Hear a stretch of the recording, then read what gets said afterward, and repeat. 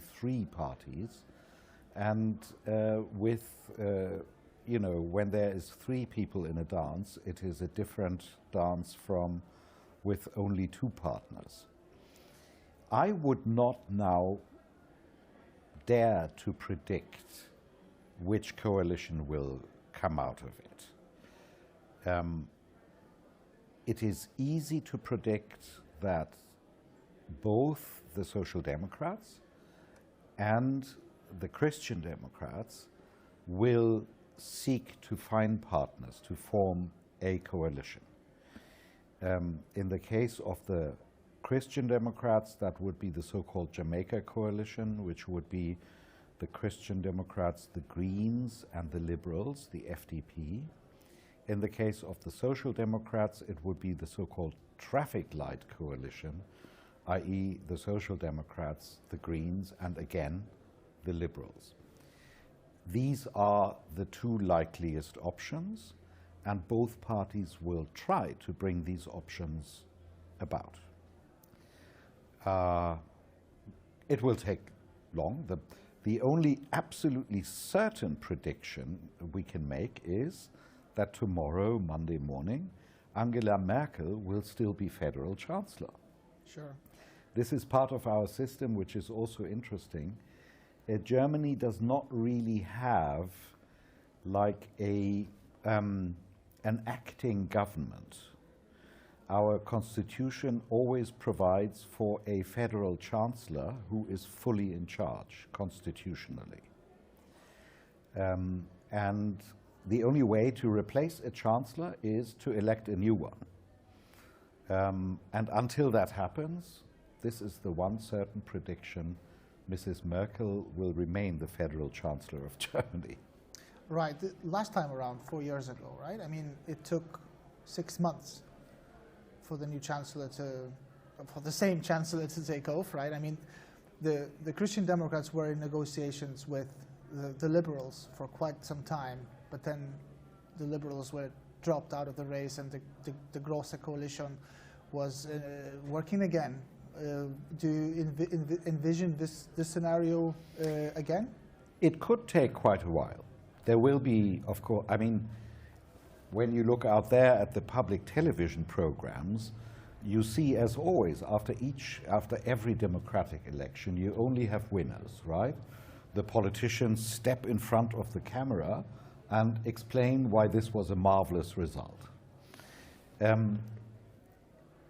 In here, we can look at it in a little more differentiated way, and we will see that there are parties that have done less well than they hoped for, and there are parties which have done about as well as was to be expected. And there will be poker playing going on, right? Particularly as we have probably two political parties with an equal, more or less equal legitimacy in claiming the leadership for them. Yes, for the CDU, 25% is, if that is the right number, is the worst result in the post-war federal election. I mean, that's probably important. But I wanted to ask you, this is just, I guess, me talking, but it would seem to me, again, political change in Germany, when I report on foreign events, I see United States, right? And I mean, when the Democrats or the Democratic candidate for a president topples a Republican or vice versa, you know, they cancel stuff. Basically, the climate change or whatnot, it's very dramatic, it's very, we're going to do it our way. And in Germany, it would seem to me, again, there's a lot of continuity, always. Stability is important. Even boredom, in some sense, in politics is important, right? I mean, whoever builds the coalition, right? I mean, the issues will be the same. The economy, climate change is getting more and more important, whoever is in charge, right? Yes. In Europe, at least. I mean, there's no such far-right government, big party as in America, which denies science, basically. At least in Germany, there isn't. AfD is not in the picture for any other party. But am I wrong? Do you think there's just stability is very important for Germans, for the parties as well as the voters, and that's why not very much will change, really.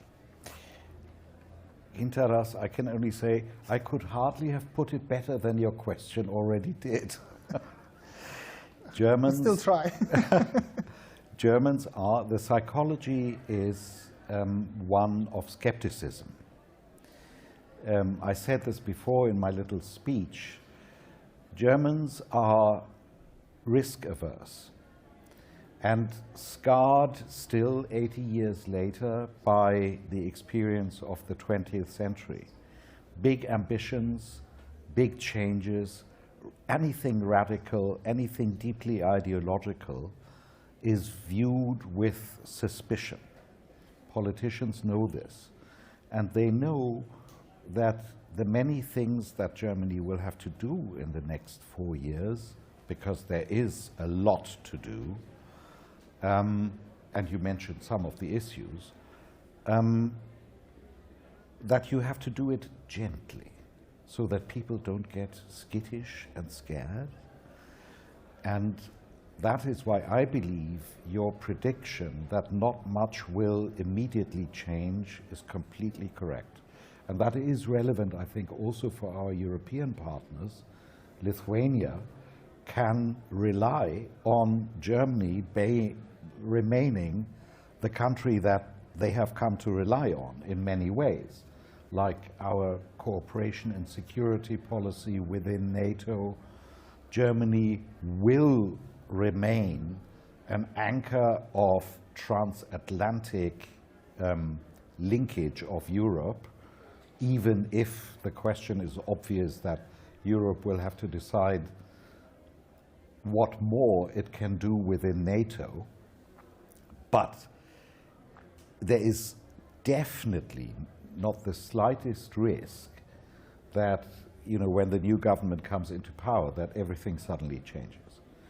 Germans do not like surprises. They like gradualism. They like to take it step by step. And that is part, I believe, of why our current federal chancellor has been in power for so long.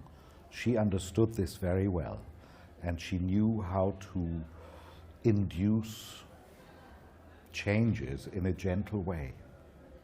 Yeah, finally, I wanted to ask you about the outgoing Federal Chancellor Angela Merkel. She's still going to be Chancellor tomorrow and the day after and the week after, I guess, but she is leaving sooner or later after 16 years in office. Could you define her legacy to Germany, to Europe, and to the world? I would say dependability and reliability, and the avoidance of any kind of sudden movements or surprises. Not just because the German electorate's psychology favors a gradual approach, but also because Germany is, you know, relatively speaking, such a big player in Europe. It is also it has always been part of Chancellor Merkel's legacy to patiently and carefully take our European partners along with us, and to never go and say, you know, Germany wants this in this way, or we need to do this. She was always somebody who created consensus for things she thought were necessary, and certainly always avoided, you know, creating hype or whatever, because her experience, like the German experience, is that this will lead to backlashes. And, you know, we remember, you may remember it, you know, there was talk in the international media about Germany's leadership role in Europe and whatnot. And Germans are not confident that they should have such a role. And their experience, our experience, is whenever Germany does try to openly lead somewhere, the backlash will be strong. And that is why in the European ambit as well, the approach is gradual and gentle and will remain so. Okay. I thank you, Mr. Ambassador, and enjoy the rest of your evening and this wonderful post-evening night here in Vilnius. I really look forward to listening to you, Gintaras, talking with the real experts who are already waiting. Thank you. Thank you. Thank you. We continue the program tonight. I would like to remind you again the exit polls which show that the Christian Democrats are on 25%. The Social Democrats are also on 25%. In another exit poll, they are in the slight lead. The Greens enjoy 15% support, the Free Democrats 11%. Die Linke is around 5% barrier, which means that they are not even sure if they're going to enter the new Bundestag. To continue the program, like Mr. Ambassador said, I have two real experts here with me.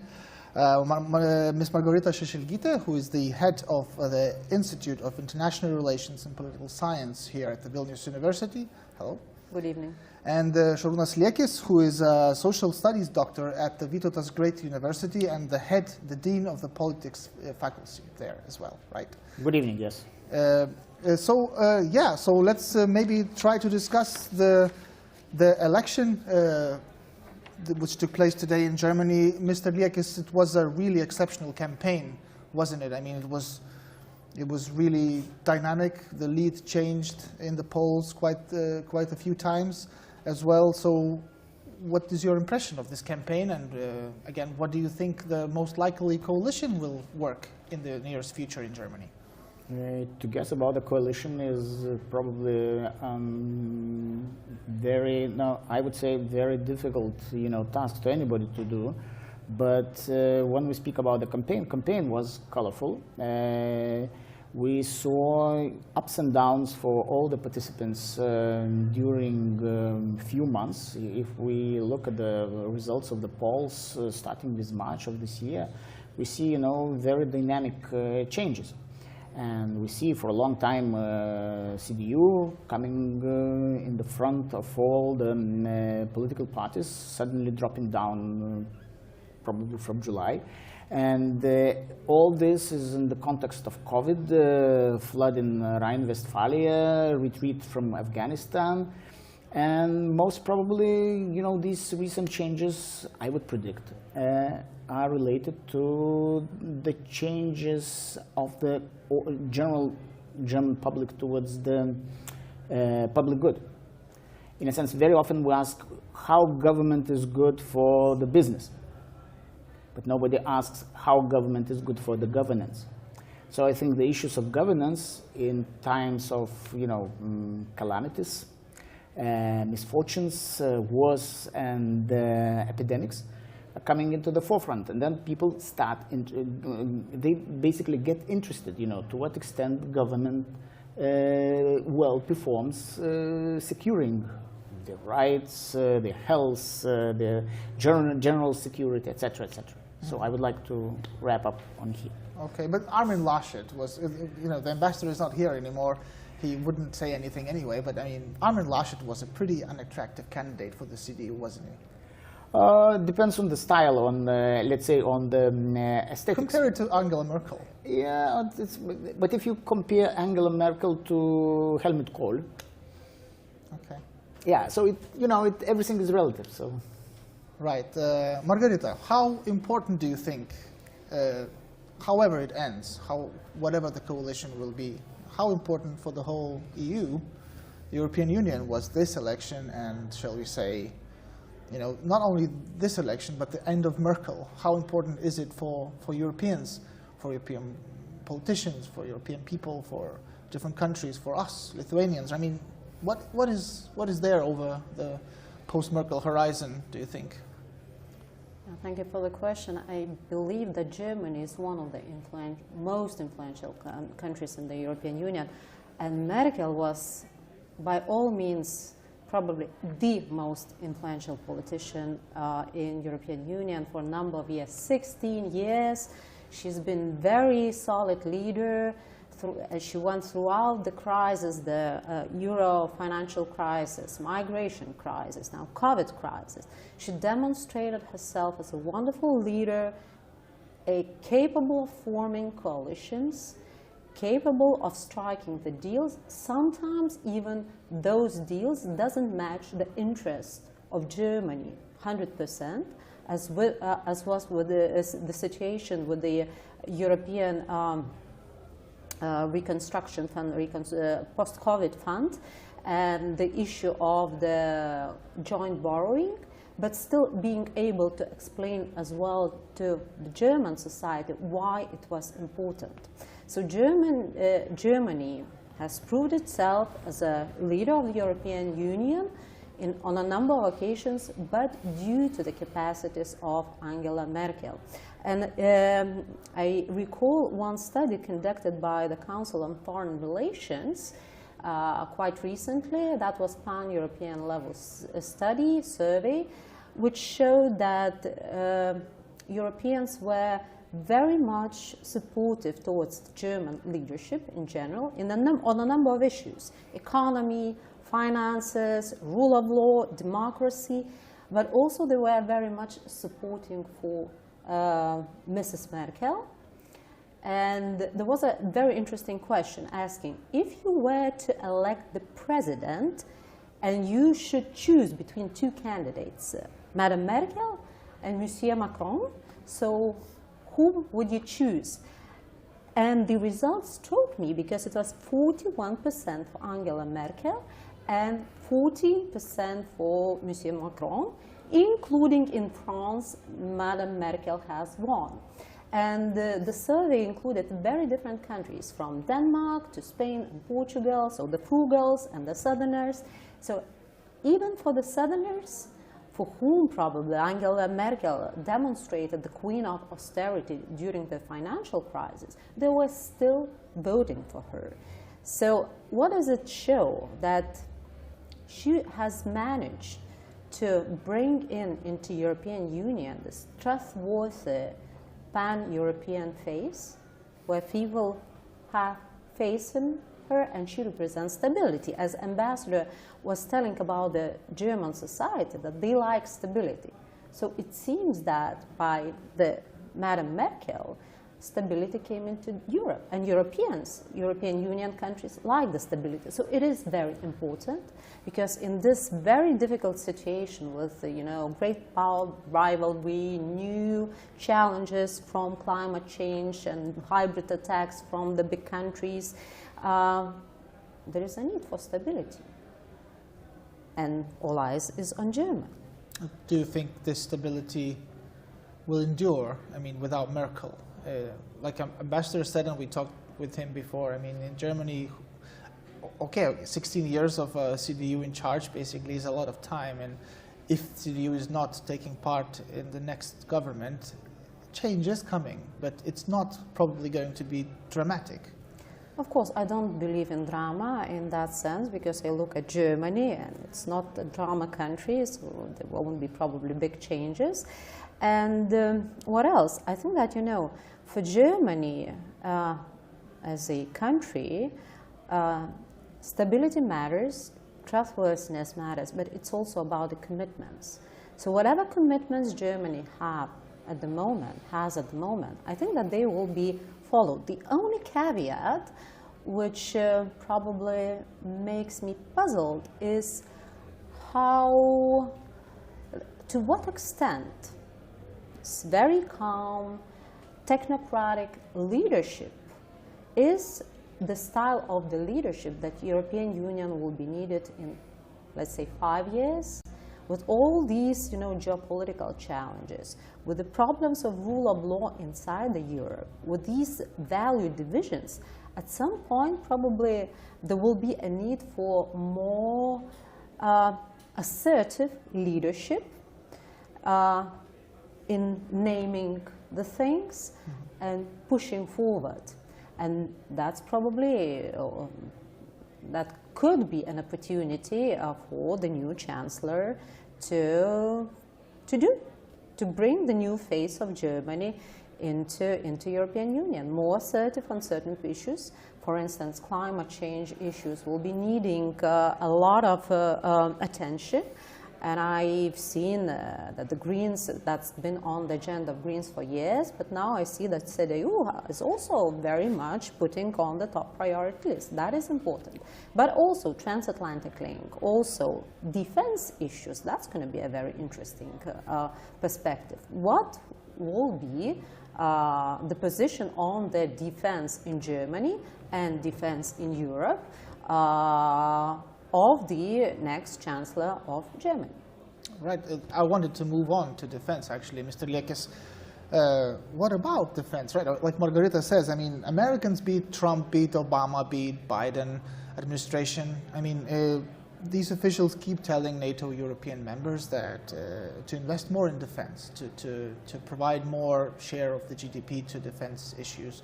And Germany is not one of those countries who have been investing 2% of the GDP each year to defense issues. And let's project, let's say, the Social Democrats and the Greens and the Liberals form the next coalition, let's say, right? I mean, defense, then what happens to defense? Because I would presume there's a consensus in Germany about this, but also at the same time, they do have, at least on paper, bigger priorities right now, right? The economy, climate change. And there's a moment when you have to, I guess, choose where to divert the money, the budget. And you have to kind of choose, right, to protect yourself and the climate, and you protect yourself with investing in defense. Or is it compatible, in your opinion? Usually, like in all, you make political choices, and your priorities very much depend on the context, on the international context. And when we think and we speak usually about this 2% for Germany, technically all Germans are worried a little bit if they get 2% of the budget, 2% of GDP for the military. German military budget will be higher than the Russian military budget, so it's a little bit worrying for them. Yeah, it's a lot of money, but also it's at least from kind of historical memory, probably perspective, if to look at the issue, or kind of it's a sensitive issue. This kind of question of militarism in Germany is a very sensitive issue. And for example, this year, when we compare French military budget and German military budget, we see that basically they are comparable.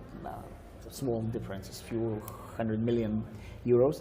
But you see what French do with the money they invest and what Germans do. I mean, the French have, nuclear-powered carriers, they have, submarines, they have expeditionary forces, they have foreign legion, so many, many, many things, for the same budget, basically, this year, if you compare. We don't take historically, because the budgets were different, but, this year. And what Germans have, the general reputation of German military force, in our days, that half of the planes are not flying, etc., etc. You hear it constantly in different conferences, let it be military or not military, on politics. So it's clear that, with this changing environment, and I think this AUKUS issue, for example, East Asia, Far East, it depends on your perspective. But overall, these issues will be a challenge for Europe, and the Germans will have to take a stand. They don't like to take the stand. They traditionally used not to take the stand. But I think with this new Bundestag, with this new term and new political powers and new combination of political powers in place in Germany, we will see certain changes. And I think we will see certain changes in the posture and as well as in the emphasis as well, which is, I hope it will be based also with certain money moves in the direction of increase. And it will not be related to this kind of scare of not filling out, requirements for NATO commitment for 2%. I think you see in Europe, I mean, we have some countries like Greece, usually, 2.5% usually they, spend on the military, and where, we have different countries, and but the reaction of the countries and their military budgets usually reflect the perception of the threat. So if this perception is changing in Germany, we will see. I mean, we don't know at the moment, but at least keeping in mind the Aukus, Macron, as who probably will go for the second term.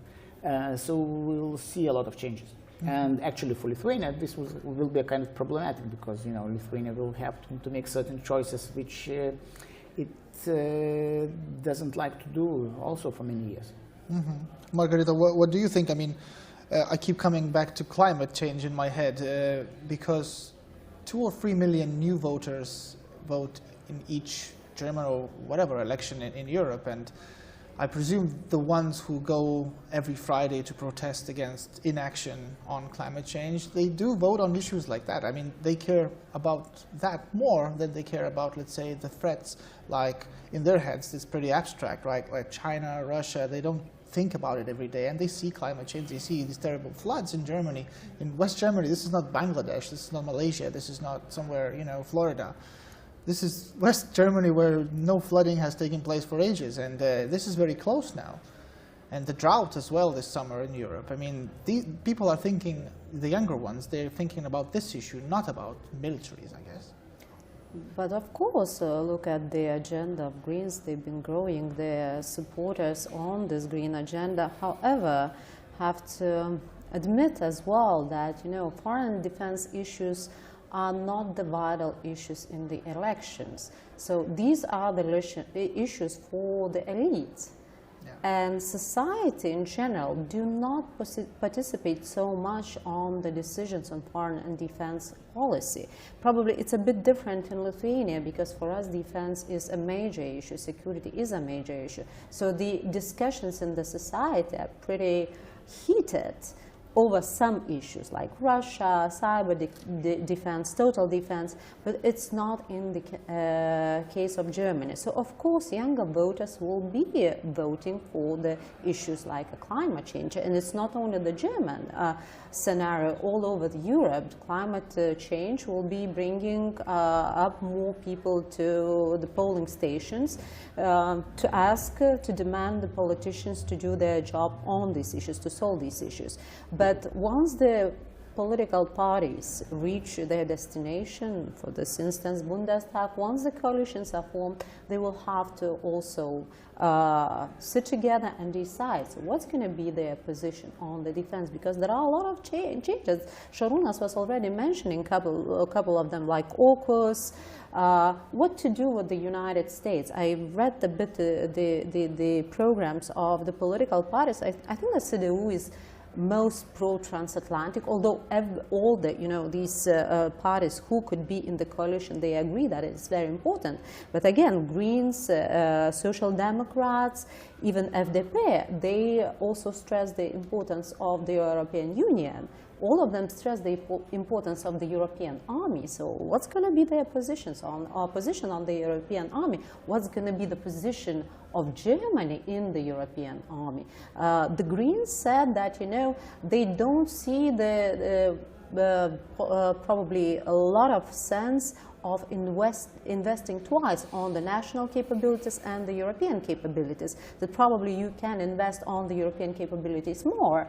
And these will be the decisions that those people will have to make.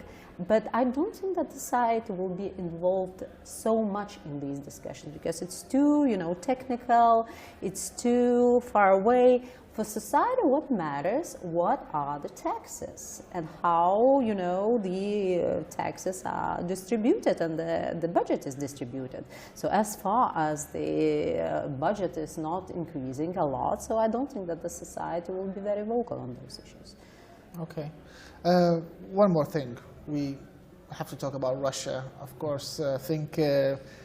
Let's imagine for a second, I mean, if the Greens are in coalition, and they will most definitely will be in the coalition, I guess, unless there's another big coalition between the Social Democrats and the Christian Democrats. But if the Greens are forming the next government as well, let's say Olaf Scholz or Laschet is the prime minister, Annalena Baerbock, the Green candidate, is being mentioned as a possible minister for foreign affairs. And the Greens, well, at least what I have seen, they've been quite critical on Russia, publicly at least, outspoken on human rights, very disapproving of the Nord Stream 2 pipeline. Do you think, if the Greens are in government, Šarūnas, do you think will this stance on Russia, could it change in Germany? I mean, Heiko Maas was critical on Russia at first when he took office, but then somehow the system swallowed him, right? I mean, the whole German kind of attitude was winning against whatever individual preferences Heiko Maas might have had. But what do you think might happen with the Greens in office? I think Margarita mentioned already about the taxes. I mean, it's much of the things will depend on the decisions, to increase the taxes, because usually, I mean, to have the green agenda, you have to have economy first, and then, to tax economy rather heavily. And we know all these, for example, energy strategies, let it be Lithuania, for example, till 2050, is basically at what expense, how much, where from, when you start looking at the money flow, etc., you see that mostly, for example, in the Lithuanian case, this is EU-funded entertainment, okay? But what do you do in the country like Germany, which is a donor country? And with this kind of attitude and position towards nuclear power or gas, the French interest, we don't have to forget the French interest with the nuclear power stations. To what extent you'll be able to implement green agenda, not heavily taxing and not having polluting industries as well. I mean, in order to go forward with green agenda, you need also polluting industries in a sense. I mean, which are cheaper to produce, because energy produced from the green sources needs to be subsidized. Usually, this is the practice overall. I mean, in the large picture. I mean, unless you are doing somewhere, with hydro energy somewhere in Norway or in Sweden. I mean, but overall, so these questions are strategic questions, and every government, when it comes to practicalities of strategic nature and long-term nature, usually they are somehow succumbing. They are trying to retreat, and this is the example you gave of Maas. I mean, this is, I think, it's a good example, because these are very practical issues. What to do, how to balance off. At the expense of inflation, how do you play the whole game in economy? And these choices are not easy, and very often this kind of ideological approach, and what we know, even from the example of Lithuania, I mean, pure ideological approach without calculations, kind of grudging, being very kind of strong basis in accountancy, even, kind of cost-benefit analysis. You cannot go further. I mean, we have a lot of examples, I mean, like that recently. Let it be, especially when it comes to energy sector. And because all the examples and the relationship with Russia is connected to energy issues mostly. So these issues will be a serious challenge to the future German government. Right, I mean, okay, Margarita, so what do you think? How do you think Germany's relation vis-a-vis Russia might change in the next government? Is it possible that some dramatic, escalation on the rhetorics front or even on the real action front? I mean, Angela Merkel was always in favor of renewing the sanctions for certain actions of Russia in Ukraine and Crimea. And do you think this will change, or the continuity will happen in this case as well? Yeah, I think that the ambassador has put it quite well, that the Germans do not like surprises, so continuity is good. And in terms of German position vis-a-vis Russia, there are a lot of lobbies, and this position is very balanced and lobbies pro-Russian and anti-Russian, this idealistic versus mercantilistic approach in all the parties, because all the parties are in a way somehow connected to the businesses, and there is a lot of businesses which are involved in Russia or which are cooperate with Russia in Germany, and that came from the very beginning of the German reunification and the dissolution of the Soviet Union. There was this very big belief in Germany that Russia might be democratized if it could be connected with Europe. So let's make it interdependent, in particular in the area of trade, and Russia will democratize. And then they were doing this very meticulously in a German way, bringing more Russia in the energy sector, in other sectors. So now it's very intertangled, and it's impossible just to take Russia away. So it's going to be there. And when you look, in Germany, and we're talking about the threat perception, so it's also geography a bit further away from us, and also the size. In our eyes, Russia is, huge, with huge military resources, and also very huge impact on us due to the historical past, historical legacy. So for Germany, it's a bit different. So Russia is going to be there. But the only thing what I can see, and what I'm hearing from the leader of the Greens and why she's bringing up these issues of democracy, because it matters for the young generation, not because of Russia itself, but also of the autocratic leaders in Belarus and China.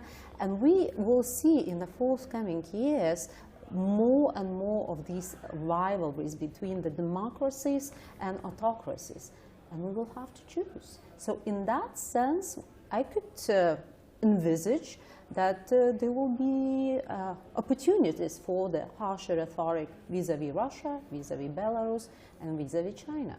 Okay. Šarūnas, what do you think? We have to remember that Merkel, I think, all in all, visited Putin like over 20 times. I mean, I don't remember how many, 24 probably. I lost my count, how many times they met. And we don't have to take this from the scenery. In a sense, we don't have, to forget the very fact that, despite sanctions, despite rhetorical stance, let it be on Crimea, on Ukrainian issues, on Belarus, or overall human rights record of Russia or China.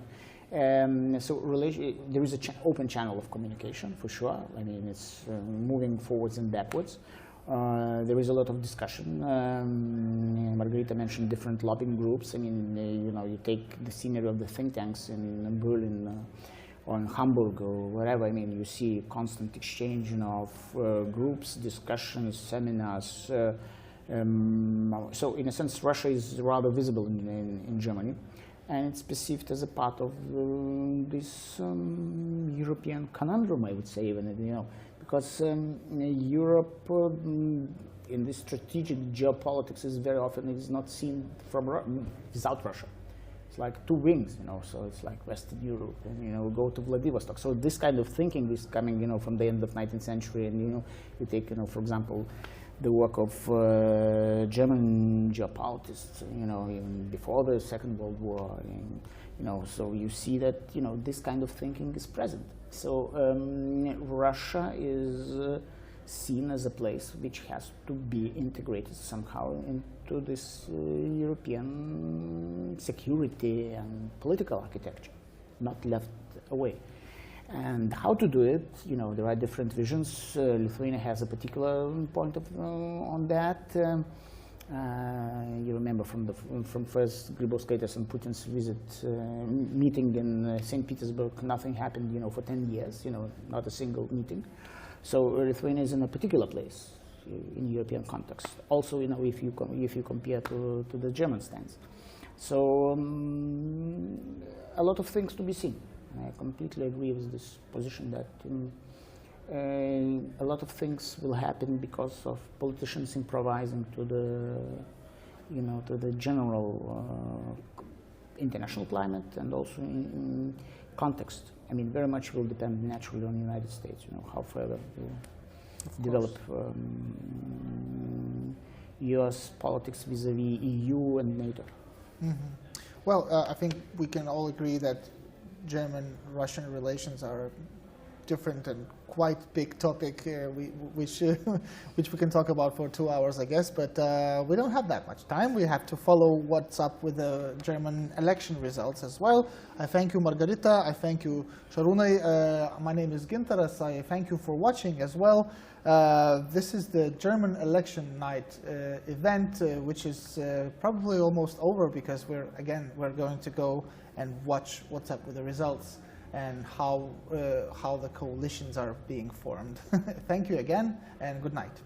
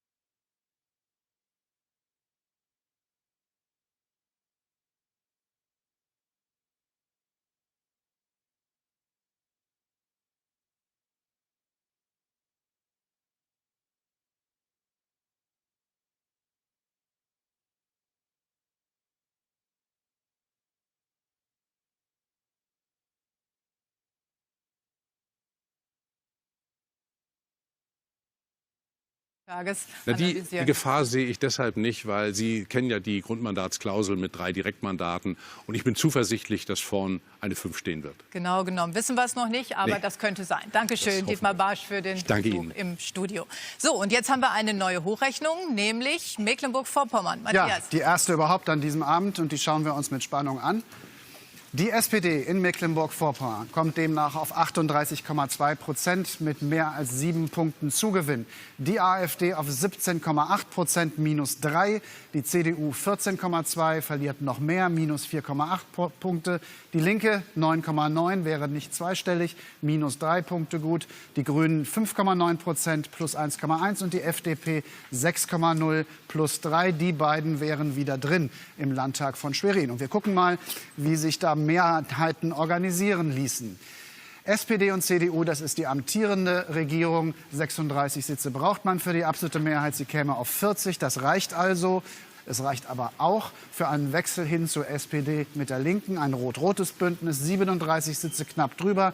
Die SPD und Grünen, rot-grün, das reicht nicht. Da fehlen 3 Sitze im Moment. Und SPD, Grüne mit FDP, die sogenannte Ampel, kommt auf 38. Auch das würde reichen. Da gibt es also 3 Möglichkeiten derzeit, eine Regierung zu bilden für die SPD. Dankeschön, Matthias. Ja, und das macht jetzt eine Spitzenkandidatenrunde sehr interessant. In Schwerin bei Bernd Mosebach und Antje Pieper haben sich jetzt alle Spitzenkandidaten der Landesparteien versammelt. Wir geben in unser Wahlstudio nach Schwerin. Bernd, bitte. Ja, hier in unserem Wahlstudio in Schwerin sind alle Spitzenkandidatinnen und Kandidaten dieser Landtagswahl vertreten von den Parteien, die sehr wahrscheinlich in den nächsten Landtag einziehen werden. An meiner rechten Seite die Ministerpräsidentin Manuela Schwesig. Sie haben es geschafft, und zwar mit großem Erfolg. Sie haben fast 39% in den Umfragen. Warum hat es so geklappt? So, Sie haben ja aufgeholt, ne, in den letzten Monaten. Guten Abend, Herr Mosebach. Wir sind sehr froh und glücklich natürlich, die SPD und MV. Wir haben unser Ziel erreicht. Wir wollten wieder stärkste Kraft werden und haben sogar das Wahlergebnis von 2016 übertroffen, haben gut zugelegt. Und ich freue mich sehr, dass die Bürgerinnen und Bürger heute ein klares Votum dafür gesprochen haben, dass wir wieder die neue Regierung anführen und dass ich Ministerpräsidentin des schönsten Bundeslandes in Deutschland bleiben kann. Haben Sie es jetzt gerissen, Sie persönlich, oder gab es noch andere Faktoren? Eine absolute Teamleistung, vor allem eine gute Bilanz.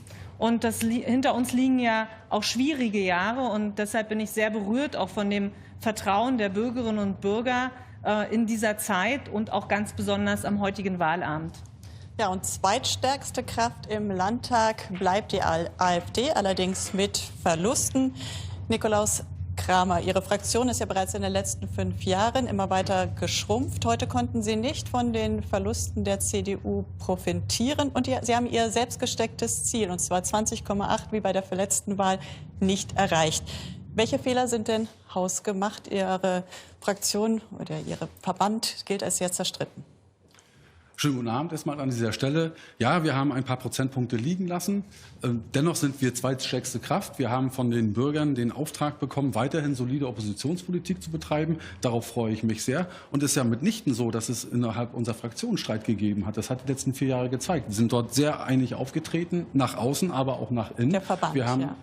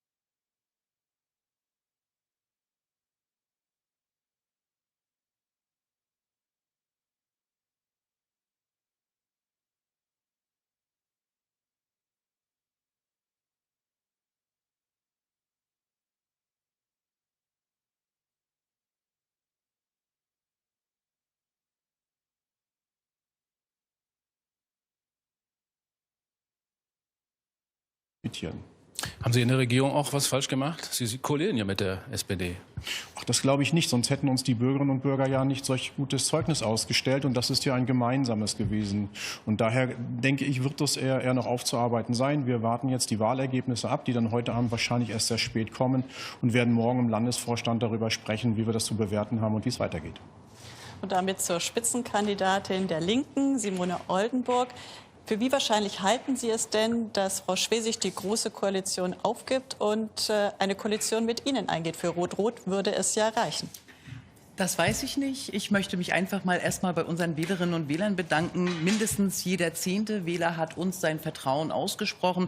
Dafür herzlichen Dank. Und bei einer übermächtigen SPD, und da geht mein Glückwunsch an die SPD, ist es auch klar, dass Federn gelassen werden. Wir sind angetreten für Veränderung, und Veränderung werden wir in der Opposition oder in der Regierung vollbringen. Das entscheiden wir hier nicht heute Abend, sondern das entscheiden bei uns auch die Parteigremien. Ja, warum sollte sich denn Frau Schwesig für Sie entscheiden? Die Große Koalition scheint ja ganz gut getan zu haben.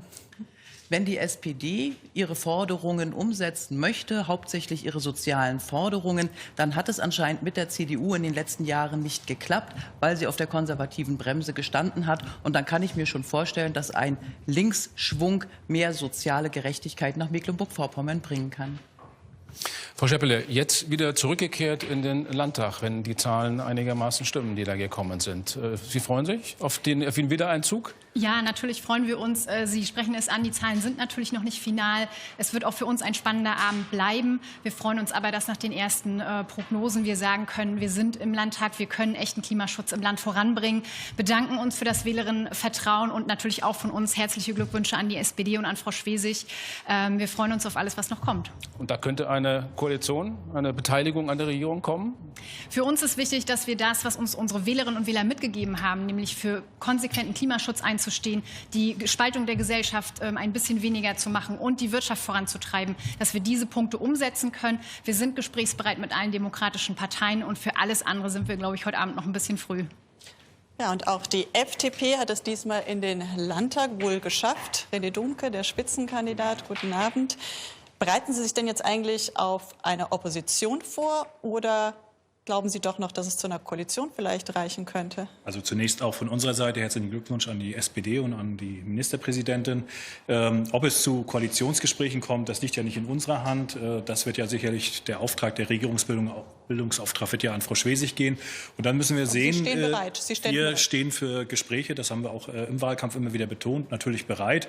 Nun wird es anders als mit den anderen Vorrednerinnen nicht unbedingt einen Linksruck mit uns geben, aber ich denke, wenn es um den Bereich Wirtschaft, Zukunft, Digitalisierung gehen wird, ist die FDP ein zuverlässiger Partner. Letzte Frage an Sie, Frau Ministerpräsidentin. Sie haben ja bisher immer gesagt, Ihr Platz ist jetzt hier. Sie wollen auch die nächsten 5 Jahre hier bleiben. Oder zieht Sie vielleicht doch eine größere Aufgabe nach Berlin? Nein, ich bin ja als Bundesministerin zurückgekommen, um Verantwortung für unser Land zu übernehmen, vor 4 Jahren in einer schwierigen Situation, als Herr Sellering krank wurde, und glaube, habe in den 4 Jahren gezeigt, dass die Menschen sich immer auf mich verlassen können, und das gilt auch für die Zukunft. Dafür bin ich angetreten.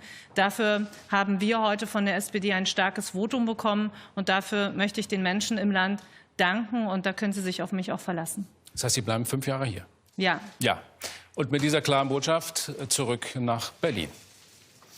Vielen Dank an Bernd Mosebach und Antje Pieper nach Schwerin. Ja, wir werden später natürlich auch aufs Land Berlin, die Wahl zum Abgeordnetenhaus, noch genauer schauen, machen jetzt aber zunächst noch mal einen kleinen Ausflug wieder in die Bundespolitik. Was wir gerade gehört haben in Mecklenburg-Vorpommern, schwere, starke Verluste für die CDU. Das gehört auch zum Bundesergebnis, schwere Verluste für die Union. Gleichwohl will Armin Laschet, der Unionsspitzenkandidat, versuchen, eine Jamaika-Regierung zu bilden. Auch dann sollte er am Ende Zweiter bleiben.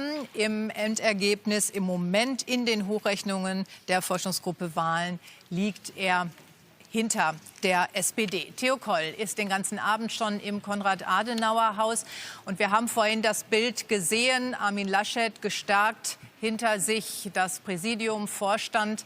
Also daraus konnte man ableiten, Theo Koll, die Nacht der langen Messer wird das im Konrad-Adenauer-Haus heute jedenfalls nicht. Absolut, ganz im Gegenteil. Es gibt jetzt hier viele Einzelinterviews von Präsidiumsmitgliedern, die im Grunde genau diese Botschaft verbreiten, dass es jetzt darum geht, eine eigene Koalition zu bilden. Egal, ob man auf Platz 2 ist oder auf Platz 1. Also im Grunde geht es um die Gleichwertigkeit des Anspruchs. Die Jamaika-Koalition auf der einen Seite und die Ampelkoalition auf der anderen. Egal, wer jetzt wie weit hinten liegt. Dass man im Grunde 2 verschiedene Modelle hat, politische Richtungen. Hier wird das Thema Zukunftskoalition genannt. Und darum geht es, das jetzt im Grunde einzuschlagen, im Grunde, dass man gleichberechtigt in die Richtung sondieren kann. Ja, man braucht immer Begriffe, um so etwas dann natürlich auch zu verkaufen. Gleichwohl, Theo, sind natürlich die Verluste für die Union desaströs. Ein Ergebnis von 24–25%, das konnte sich ja vor wenigen Monaten noch überhaupt niemand vorstellen. Wird dafür niemand die Verantwortung tragen? Das wird man sehen. Also im Vorfeld gab es schon führende Köpfe aus der CDU, die das durchaus thematisiert haben, die natürlich sehen, dass die Entscheidung der Partei vielleicht nicht die beste war, wenn man sich das Wahlergebnis anschaut. Wirklich das historisch schlechteste Ergebnis bei der CDU. Das sind dann natürlich auch eher Anhänger aus dem Lager von Markus Söder, die damals dafür waren, dass man Söder zum Kanzlerkandidaten macht. Also im Moment ist diese Stimmung hier noch nicht abgebildet. Man muss sehen, ob sich das noch zeigt. Es wird auch mit Blick auf die Woche jetzt beispielsweise am Dienstag interessant werden. Da geht es ja möglicherweise schon darum, den Fraktionsvorsitz zu bestimmen, also die mächtigste Position erstmal im neuen Bundestag oder also die beiden Fraktionsvorsitzende. Da gibt es jede Menge Aspiranten. Den jetzigen Fraktionsvorsitzenden gibt es Herrn Spahn, möglicherweise dann eben Armin Laschet. Und da wird sich schon das eine oder andere zeigen, auch an Friktionen innerhalb der Fraktion. Dankeschön, Theo Koll zum Konrad-Adenauer-Haus. Und wir machen gleich den Sprung weiter zum Willy-Brandt-Haus, Shakuntala Banerjee. Ja, und die SPD ist immer durchaus noch im Taumel, im Freudentaumel. Wir haben vorhin im Interview mit Olaf Scholz schon festgestellt, er sieht sich durchaus auch ein Stück weit historisch, was da heute gelungen ist.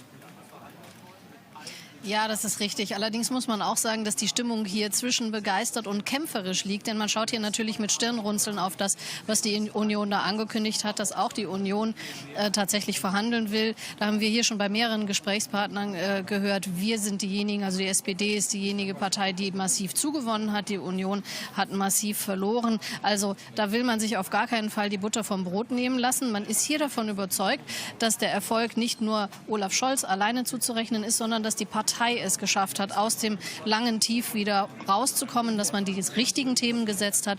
Und die lassen sich aus SPD-Sicht natürlich nur durchsetzen, wenn man regiert. Und darum möchte man sich weiterhin bemühen. Dankeschön, Shakuntala, für den Moment. Und wir können ganz interessant mal zeigen, Matthias Vornoff, was eigentlich so die Wählerinnen und Wähler im Land gesagt haben, wenn man sie offen fragt, was hätten sie denn lieber für eine geführte Regierung? Ja, das wird eine der entscheidenden Fragen sein in den nächsten Tagen, Wochen, Monaten wahrscheinlich. Und wir haben gefragt, was wäre Ihnen lieber, eine Bundesregierung unter Führung der CDU-CSU? Da sagen heute 36%, das wäre mir lieber. 55% aber eine Mehrheit wünscht sich eine künftige Bundesregierung unter Führung der SPD. Wir gucken mal 4 Jahre zurück, 2017, da war es genau andersrum. Eine Mehrheit von 52% wollte eine unionsgeführte Bundesregierung, 36% unter Führung der SPD. Hat sich also viel getan. Ja, interessant. Matthias, danke schön noch für diese Ergänzung. Und jetzt wollen wir den Blick nach Berlin wenden, genau, ins Land Berlin zur Wahl des Abgeordnetenhauses. In Berlin dürfte es künftig erstmals eine regierende Bürgermeisterin geben. So viel ist mal klar. Aber wer das sein wird, ob Franziska Giffey von der SPD oder Bettina Jarasch von den Grünen, das steht noch nicht fest. Denn das Rennen ist auch dort an der Spitze sehr knapp, Matthias. Ja, die Mühlen in Berlin, die mahlen sehr langsam. Also wir haben ja gehört über die Zustände in den Wahllokalen und davor. Deshalb leben wir weiter mit der Prognose und haben noch keine Hochrechnung.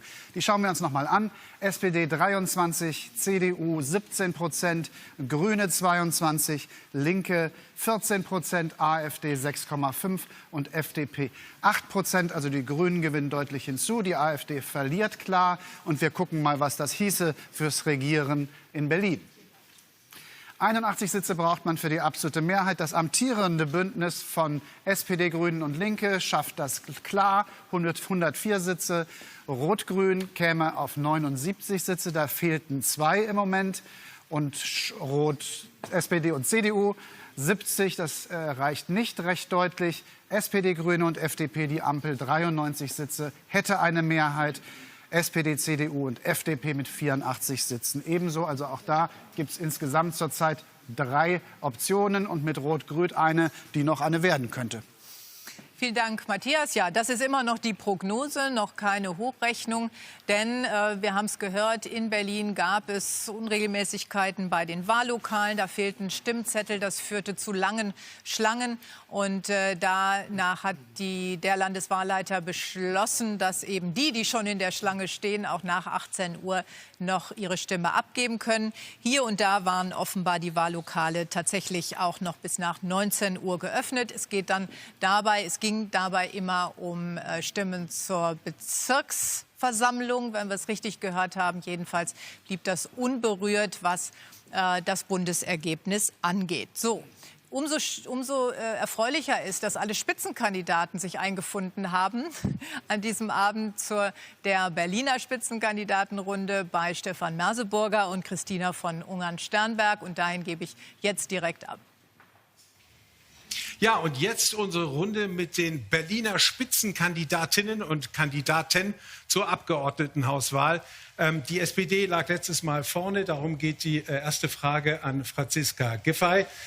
Franziska Giffey, Ihre Mission war es, das Rote Rathaus zu verteidigen. Jetzt droht ein Wimpernschlagfinale. Können Sie heute Abend zufrieden sein? Zunächst einmal bin ich sehr zufrieden damit, dass wir die SPD wieder aus dem Tief geholt haben, sowohl in Berlin als auch im Bund. Und natürlich gehen große Glückwünsche an Manuela Schwesig. Aber es ist ganz klar, wir haben jetzt ein sehr enges Rennen. Wir müssen das Ergebnis des Abends abwarten. Unser Ziel ist es selbstverständlich, stärkste Kraft in Berlin zu werden. Und ich hoffe auch, dass es im Laufe des Abends noch gelingt. Bei mir ist Kai Wegner, Spitzenkandidat der CDU. Guten Abend, Herr Wegner. Soweit wir es im Moment wissen, wäre es für die CDU der 3. Platz hinter SPD und Grünen, das historisch schlechteste Ergebnis der CDU in Berlin. Woran